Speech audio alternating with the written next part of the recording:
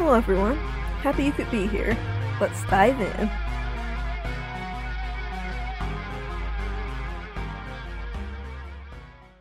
Sit at My Grave, Season 3, Ego's Death, Chapter 4.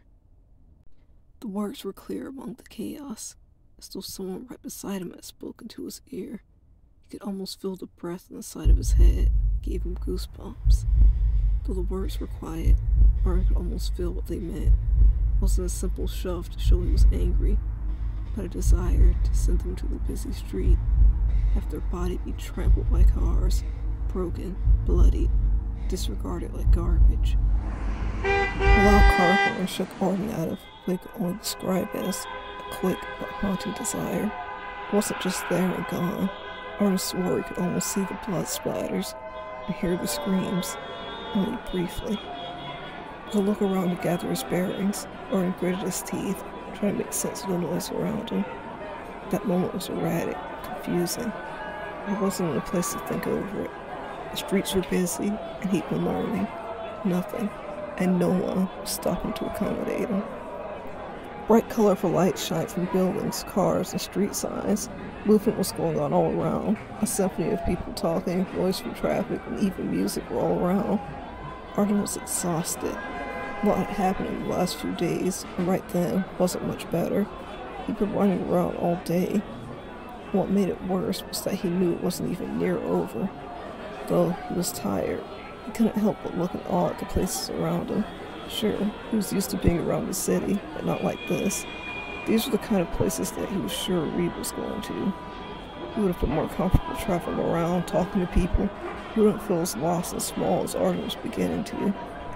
Arden's shoes hit the hard surface of the street as he walked by, headlights shining out while he crossed the road. It went a little quicker than normal, as he had gotten one or two close calls, not seeing any pedestrian symbols up, being too busy with rolling his luggage with him and trying to figure out exactly where to go. After he successfully made it across, he let out a sigh of relief. With a small look around, he saw his destination, a hotel. Things weren't supposed to be this way, Arden thought. He wasn't planning on staying at a hotel or having to take so much public transportation. The person who was going to help him out bailed on him, or rather, he did on them. Arden frowned thinking of it. It was a quick decision that had now caused him more hassle, but even thinking back, he was sure he would have done things just the same. It would have been too hard being with him for that long. Now that he knew more of the truth, he wasn't sure how to process it, even now. Arden stepped into the hotel. His eyes gazed up at the tall ceilings as his shoes squeaked against the polished gray and tan floors. The place looked clean and neatly kept. They had two big pots with shiny plants on either side of the desk, straight ahead from Arden. It overall looked a lot more calm and inviting than what Arden had experienced outside. The lady sitting there looked up. She plastered on a smile as Arden walked forward. "Hello there, I'm Miss Maggie Stewart. Are you here with your parents?" The receptionist asked while clicking away at her keyboard. Arden scrunched his face with a confused frown. "No," Arden answered bluntly. It was obvious he was staying there alone, but he didn't have the energy to correct her. "Oh, okay, may I see some ID, please?" Maggie questioned, looking Arden up and down briefly. "I have the money for a room, can you just get me one?" Arden asked with an aggravated tone. He sold a fake smile break on her for a bit. "That's good, but I can't give you a room unless I make sure of your age," Maggie explained further.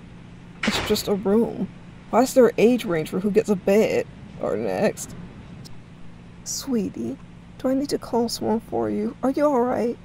she asked, keeping her tone calm. "I'm alright. Are you alright? You have a simple job and you aren't doing it. Just get me a room!" Arden fussed. He on average didn't like annoying people wasting his time, but even more so now. He was exhausted. His normally thin patience was even worse.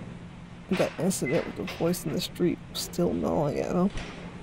"I'm gonna need to see your ID, regardless if you're of age or not. It's just how the process goes," Maggie informed him. Arden rolled his eyes. He wanted to walk out, upset and annoyed she didn't just say that in the first place. But it was getting late. He had a flight to catch later, and honestly, he didn't feel like navigating the city again, especially at night. Arden fished around his pocket. He took out his wallet and snatched out some ID for her. She grabbed it, clicking a few things on her computer before handing it back to him. "Okay," she sighed a bit. "So, room for one, how long will you be staying with us?" she asked, a smile back on her face. Just for tonight, Arden told her, shoving his ID and wallet back in his pocket. Okay, and you'll be leaving what time in the morning? She asked. 7, Arden responded dryly. Gotcha, and that's a standard room for you, bed and bathroom, of course. Maggie asked him, giving a few glances to meet his eyes as she put in the information. Yeah, Arden responded. Okay, that'll do it. It's gonna be 147 for the night. Here's the key. Floor 2, room 10. Maggie announced, placing the key on the counter. Arden slightly, but noticeably flinched at the price. He didn't expect everything to be so expensive. Just getting to his destination was becoming so hard.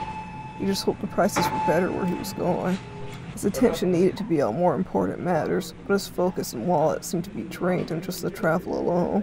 Arden reached for his wallet again while Maggie watched silently, her smile once again faltering. Listen, I know you made it clear you aren't a child, but I'm a mother, Maggie mentioned, laying her hand on the counter in a gesture to stop him. Arden arched an eyebrow in confusion. I'll take the price down to just $47 instead, Maggie told him. Arden was taken aback. He came to expect certain behaviors from people in his life, to getting a bit of a shock from being alone. He didn't know this woman. She was giving him a random discount for no reason. For the whole night? Arden asked, just to make sure. Yes, go ahead. Just don't tell my boss, Maggie whispered with a laugh. Arden stared for a moment. A strained attempt at a smile painted across his features. After everything, he wasn't expecting much. This gesture genuinely took him by surprise. However, it did make him wish he had been more generous himself, thinking of moments he had to help someone, and didn't. Arden nodded and said a quick thanks before paying her. He turned his gaze away as he walked, going to find his room. He took the stairs up to his room, bringing his luggage with him. He grimaced a bit, seeing the scuffs and scrapes across his bags, thanks to the rough day they both had. Arden felt sluggish, his head ached, while his body was still buzzing from all the excitement he had, both traveling and before he left home. In his mind, he silently begged for some sleep.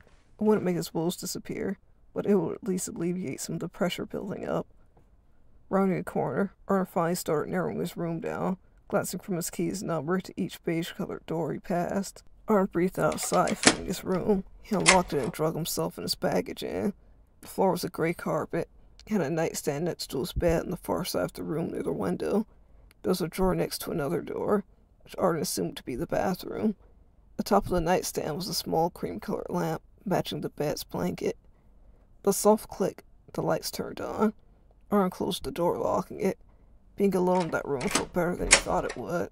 After everything, a small bit of isolation felt comforting. However, just staying there trying to decompress was short-lived. His brain quickly began bringing up the things he kept himself busy from.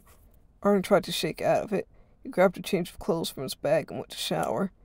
Nothing that he was thinking about was something he could exactly change now, but still, just having the knowledge of it felt grimy. It was a gross betrayal in so many ways, all of which left a cold pit in his stomach, and he hated that now. More than ever, he felt like a huge part of why it had gotten so bad.